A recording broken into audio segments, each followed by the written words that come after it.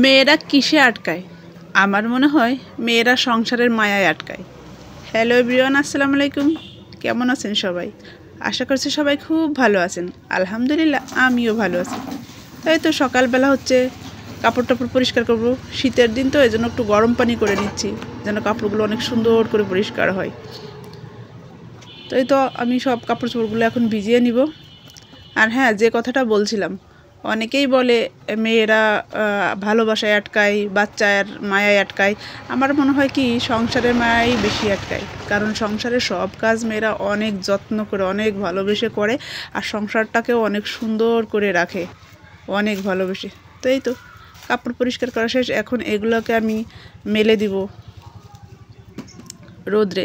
আর যেখানটায় মেলছি এখানটায় সবসময় রোদ থাকে, আর উপরে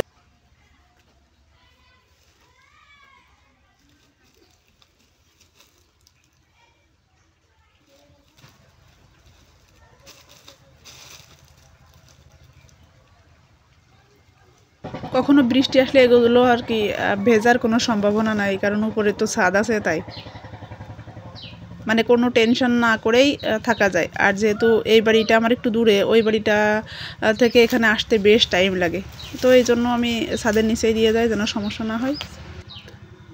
তারপরে এখন এই মাছগুলো আমি কেটে নেব। আর ছোটো মাছ খেতে কিন্তু ভালোই লাগে, আমার কাছে তো ভালোই লাগে। মাঝে মাঝে বড় মাছ, তারপরে ছোটো মাছ, আসলে ছোটো মাছের স্বাদটাই খুব ভালো লাগে খেতে। তো আমার বাবাও খুব পছন্দ করে। তো এখন এগুলো আমি আর আমার বোন দুজন মিলেই কেটে নিব আর কি। ওই যে বোনও চলে আসছে কাটার জন্য। দেখেন কত সুন্দর মাছগুলো, একবারে ফ্রেশ টাটকা।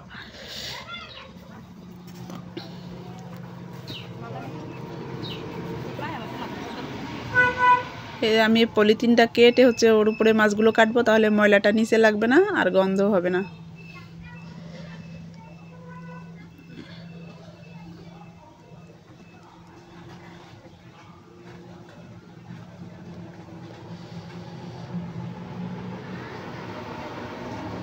এই যে শুরু করলাম। আমি অবশ্য খুব বেশি জোরে কাটতে পারি না, আস্তে আস্তে কাটি, তারপরেও নিজের কাজ তো। আমি এই দিকটায় খুব দুর্বল, মানে মাছ খুব তাড়াতাড়ি করে কাটতে পারি না। তো যাই হোক, দুই বোনে কাটা শুরু করছি, আমি আর আমার বোন।